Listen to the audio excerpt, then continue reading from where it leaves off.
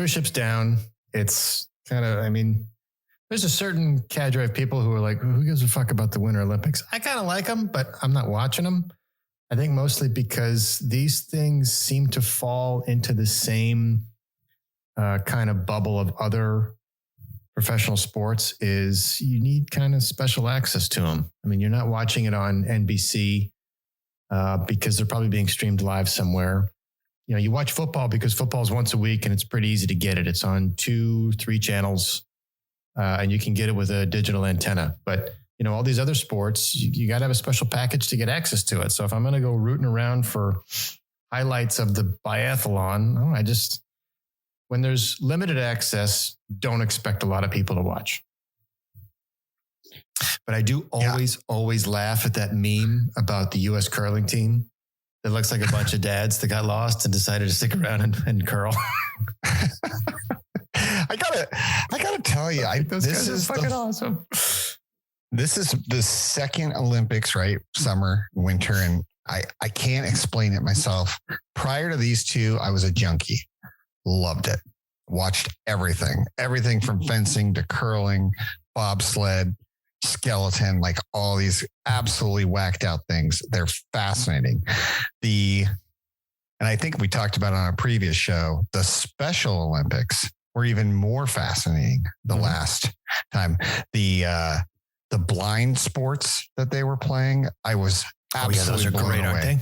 They're amazing. And they're unbelievably athletic, and good luck to anyone trying to do what those athletes are doing. So it's really something special. I am honestly trying to enjoy the Olympics. I've been trying to turn them on. I love snowboarding. I see that Mr. Jomes has joined us. Mr. Jomes, welcome. Also, welcome. Yes. Sorry. Came in a little late, but listening to you fine gentlemen talk about the Olympics, and my only 2 cents left is in the segment. What do you think?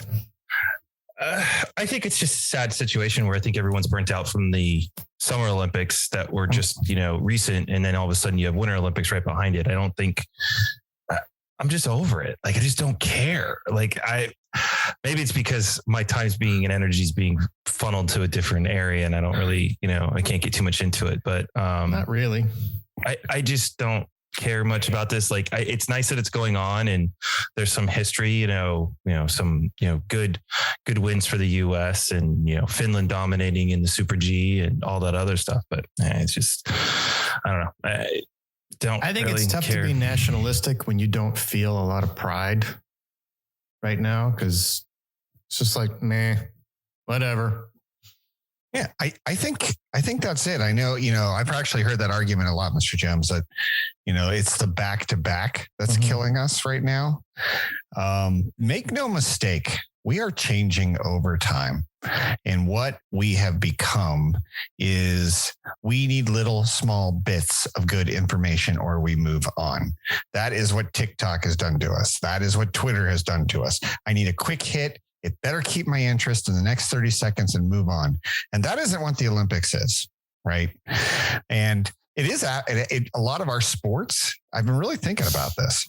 Our sports that we tend to grow in the US and seem to be growing for us are not the sports, I'm sorry, Mr. Jones, like baseball, that are much more the long game and the strategy. It's more like football, where it's play, bang, boom, next. Play, bang, boom, next. Football is a horrible. Yeah, you know what I'm saying? Dislike football. Well, basketball seems to have taken on that thing because I hear your point, but basketball I think has grown a little bit more. And right after you score a basket, everybody immediately runs to the other side of the court. It's like, what? And that's kind of what they're doing is they're taking turns. Soccer's picking up across the US too. But to your point, yes, the methodic, sit there, watch a pitch, everything, and nothing ever happens. I totally get it. I think we are such an instant gratification society today where we're trying to funnel all of this needs to be in 10 words or less to basically grab me, or I just don't care. Because I got Kardashian news or what Kanye West is dating or, all this other garbage that basically filled that void. And, sports always will be there. The question is the mediums have only grown. And so to your point with packages, it's like, oh, well, I guess I just got to subscribe to this so I can keep watching Aussie's football or whatever the case may be. Who knows? Yeah. I think the other problem too, at least for this one specifically, this specific Olympics, and I know that NBC is probably trying to crawl out of this hole knowing that they're going to lose their ass again in viewership, but they're only compounding the problem because there's just too many fucking commercials. Like I just was trying to watch Shaun White's Last Rides tonight and it was like, holy shit. Because they can't pay for it. No, right before he would go, they would like, Shaun White's up next and here's 5 commercials to go watch. It's just like watching football. But that's like watching football. But that's football for you. Like every time there's a down. Or now it's so bad that like if there's a timeout, let me put a commercial for Verizon in real quick. It's like, stop it. Stop. Yeah. Put the advertisement underneath the bottom. I don't care to watch the same goddamn thing on fucking repeat over and over again. It's so obnoxious, but that's how they get their money. That's how they pay.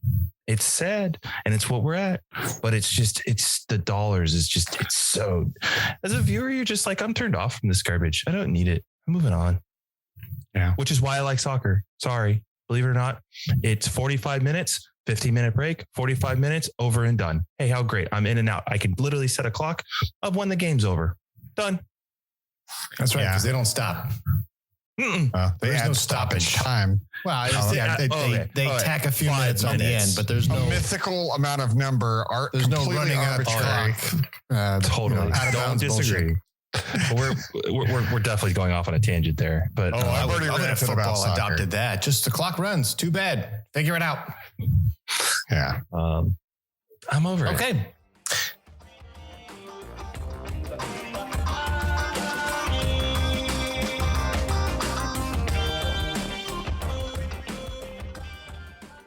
Do you think that's a good time to like actually freeze them and then see if we can work on cryogenic technology? Which, by the way, I know we've derailed. We've done it a couple times tonight. Little gene splicing. Have we achieved cryogenic freezing? Can we make it? Can you freeze me like Idiocracy and I can wake up 100 years from now? One, but I think Ted Williams is frozen. I think we froze Walt Disney's head. Yeah, we can freeze you, but you can't bring you back. So there's none of this. Like, yet. But I mean, in the sense of we freeze you so that we can pull your DNA apart so we can recreate you in the future. That's right. So do we use like, do you guys have any of those like vacuum pack systems? I have one of those. It works wonderful. Prevents all the freezer burn. Is that what Walt Disney's head's does in? It? And, does it prevent all the freezer burn? Does it? It's usually about a year. It kind of. Well, a year, but yeah, it definitely prolongs the life, I guess is what I'm saying. That's fair. I'll give you that. Prevents. I'll allow it. Prevent. Anyway, yeah. Is that what Walt Disney's head is? Is he shrink wrapped in several layers? I think it's an urban legend because why would you save just the head? Unless Futurama, which I guess Futurama is making a comeback on Hulu. You like Futurama? Futurama's coming back for like a 20 episode show. I thought it was a very irreverent version of The Simpsons. Yeah, it wasn't quite South Park. It was all right. No, not your jam. That's cool. No, it's not my jam. I like Archer better if I was going to pick another animated series. I never got into Archer, but Archer's like an idiot. Like, I don't know. Futurama just... The guy that plays the android Bender, his name is John DiMaggio. He is hysterical, especially if you hear him in any interviews. He likes to go on Jay Moore's podcast from time to time. And they'll just go on fucking tangents. And there's somebody that's animated some of those podcasts on YouTube, and it's hysterical. So you give a guy like that free reign to go off script, and that's the joy of the show. That's the best part. Those shows that allow a little bit of, you can tell the difference, like Always Sunny in Philadelphia, The Office, Parks and Recreation. All of those had like, Curb Your Enthusiasm. They have very loose scripts. You can tell when you're watching a show like that, where it's like, I have talented actors that are really good at improv. They understand what the scene's trying to get across. Let them go, and I think that there's a lot of really good opportunities when you start hearing those kinds of.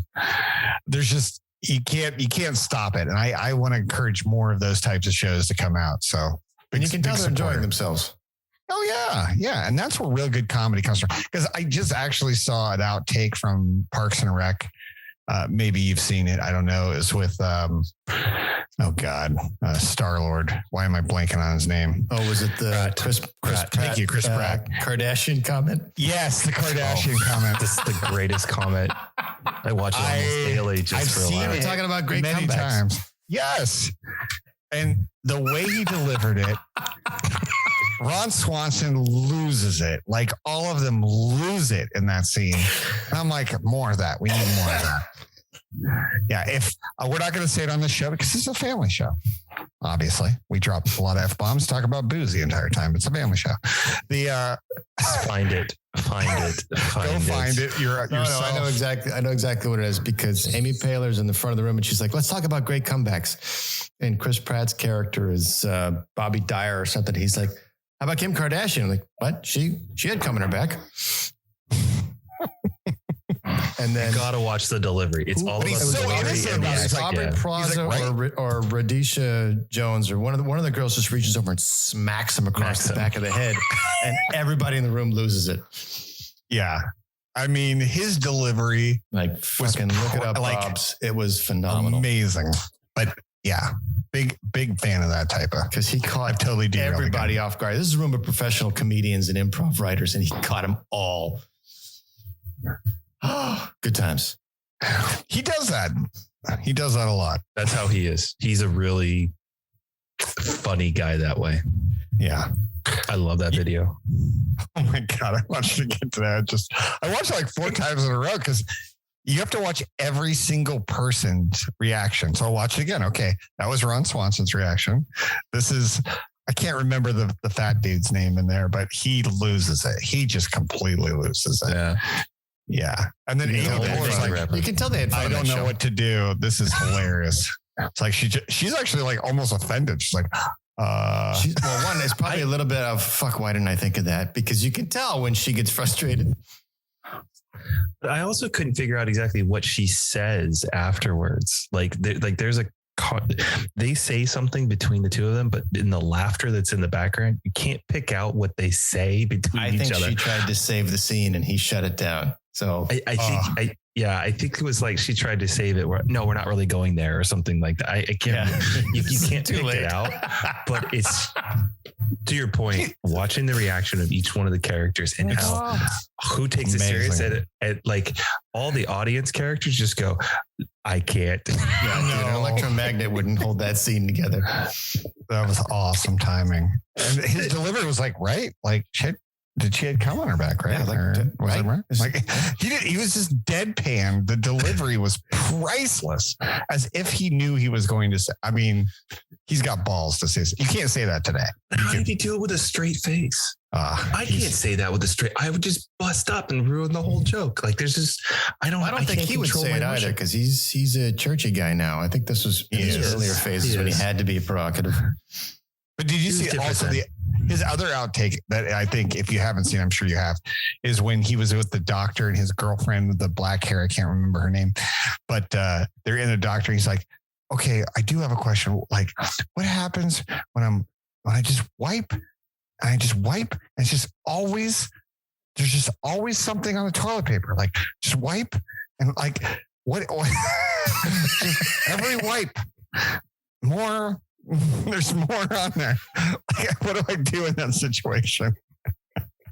And she loses it. Like he's just so deadpan and so straight in his delivery of every time I wipe, no matter what the time or day, there's shit on it.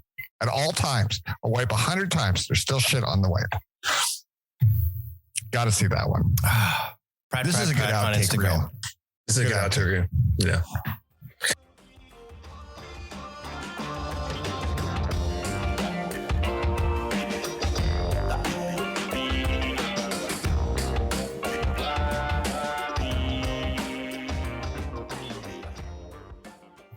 Before we get into parenting, Mr. Jones has joined us. What's your brand name, Mr. Jones? Oh, it's the George Dickel Tennessee Single Barrel Whiskey 15 year. George Dickel, who was always in 23rd place in NASCAR. Yeah, it's it was recommended at my my local spot, and I was like, oh, I'll take it for a while. It's very smooth, really good. It's only 40 proof, 40% alcohol by volume, so it's not too bad. It's very nice, very cinnamony, if I had to ask. It's good stuff. Good for you, very sir. good. And Danny, I got the reference. Good job. So I was on the roof. I needed a ladder. Yeah. I'm glad you're with me. Yeah. That was a Dick Trickle reference for all of you 49 out there. If you'd ever watched NASCAR 20 years ago. Oh, was it 20 years ago? Fuck, we're old. It didn't Jeff matter. Gordon, number 1. Dick Trickle, 48th. Yeah. Why do you call it? He's never won a race. Why do you keep calling it? Oh, it's his name. Dale Earnhardt. Tony Stewart. Was it Tony Stewart? Yeah. And rounding Dick out Trickle. 43rd, Dick Trickle. I just had to say his name. It was the run joke that everybody knew was happening and just accepted. Sorry, your name is Dick Trickle. We're going to make fun of it. That's it. That's how it's going to happen. Good times.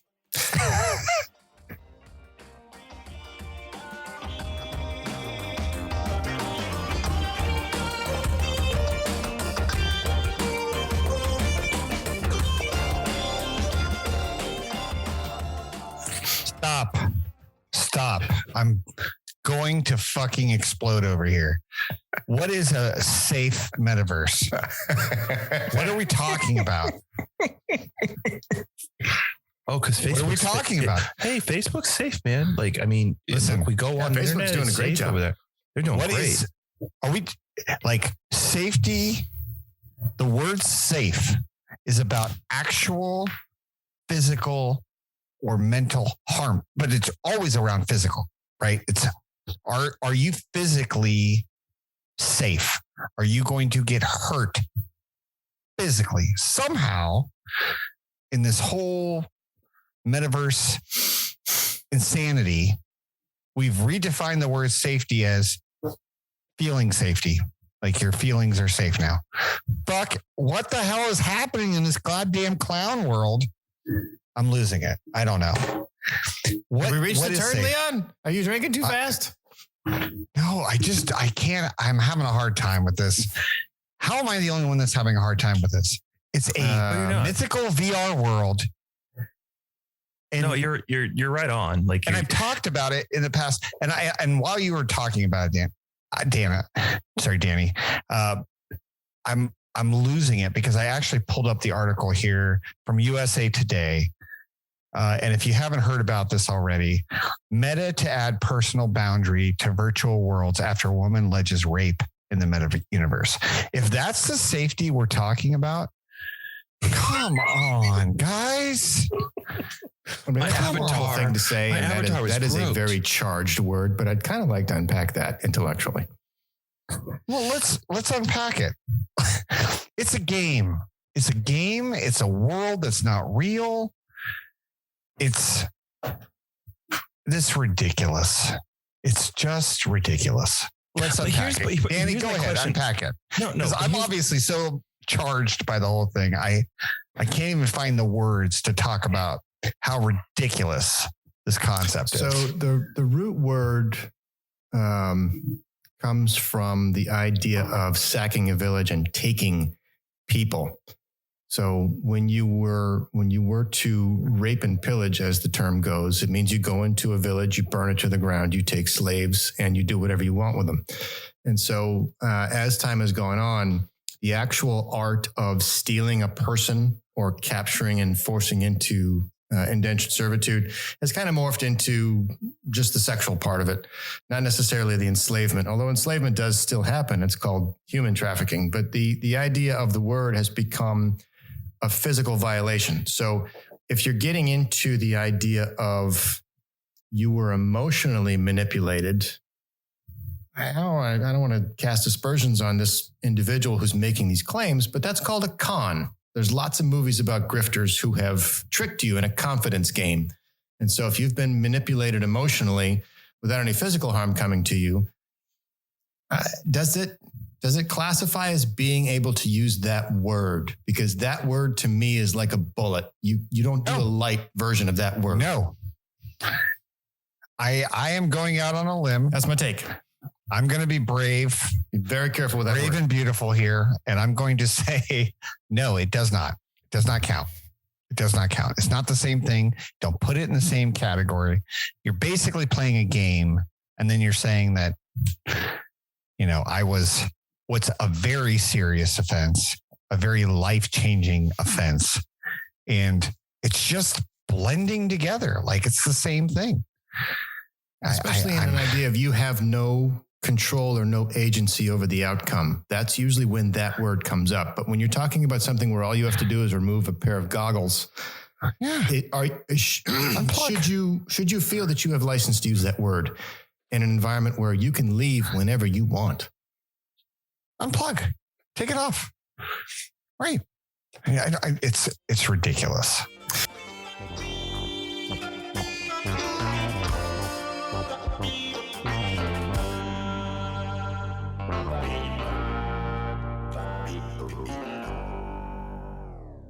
I'll give you some food for thought, Leon, because I don't know that I'm going to have this problem, but I keep my options open to the possibility. We were teenagers when the internet was a thing, and we didn't know what the internet would become. Some would say the internet is just cat videos and memes and a bunch of people goofing around. Some would say the internet is a vehicle for doing really, really horrible things. I remember distinctly thinking in the late 2000s, early 2010s, that Instagram was dumb. It was a bunch of filters for a camera, and the people that were on Instagram, when they showed me what they did, I would go, that's kind of cool, but what else does it do?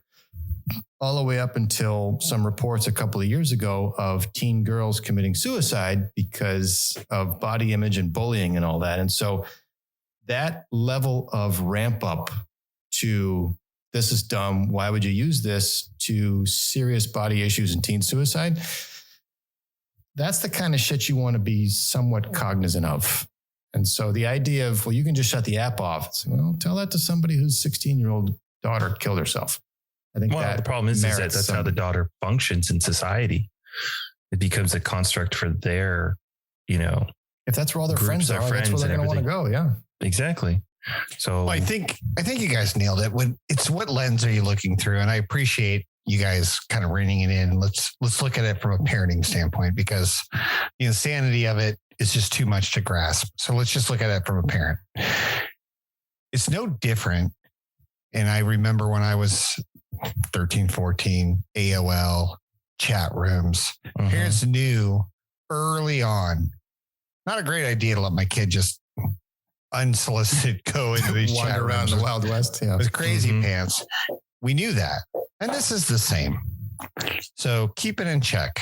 Understand there's a lot of crazies out there, and people are always bolder in a virtual environment than they are in real life. Right. So be careful and monitor that. So for whatever that's worth, watch it closely. But at the same time, just be careful with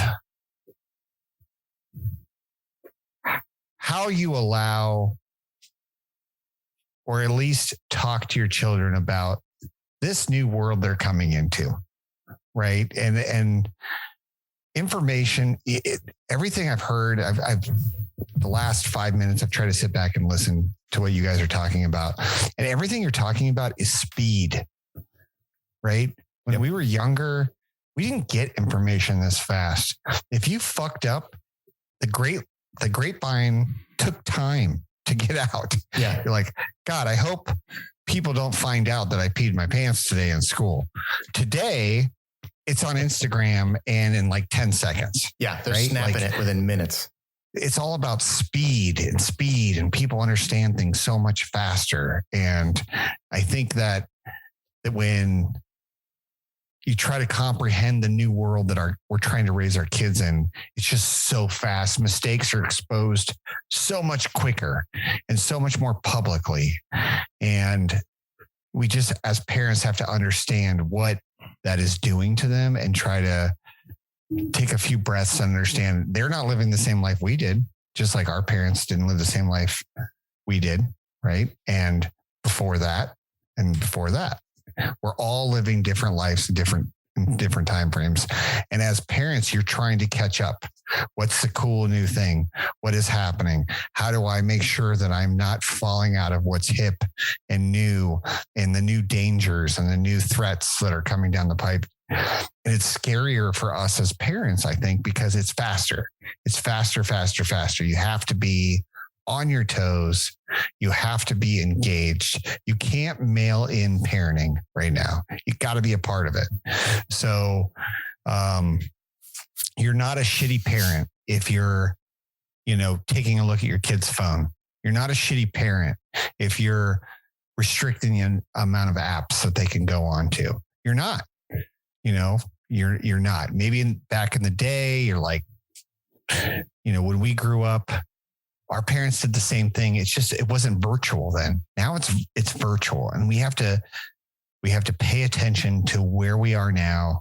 It's very hard. It's hard. It's hard for all of us to understand that. And I'm in my 40s. I'm catching up. I like stretchy pants. I like comfortable clothes. Right? Hawaiian shirts all the time. I like Hawaiian shirts. You distilled it into probably one of the simplest forms, even better than I could have imagined, Leon. I think that was wonderful. It is about speed. What I thought of was you were talking about that is something gets splashed across the headlines and it's factually incorrect. And I mean facts by what a fact is. A fact is true whether you believe it or not. Right. They print a retraction on page 3. So yeah, you did your due diligence. You walked it back. But by then it's already hit the 24-hour news cycle. It's blown up and somebody's been affected by it. But it's That's speed. Right. So yeah, speed is absolutely the challenge, probably of any time. But as a parent, you need to be able to keep up with how fast your kids are moving. And if the metaverse is here and it's a thing, your kids are going to be there one way or another. Mm-hmm. Yep. Just pay attention. Be a part of it. Be engaged. Don't dismiss it. As a parent, you have to be a part of it. You have to learn. You can't stop learning. You can't pretend that your child's what they're going through is what you went through, which is what every parent in the history of man has been dealing with. Excellent discussion, boys. Like everything's happening faster. Yeah, I think that's true.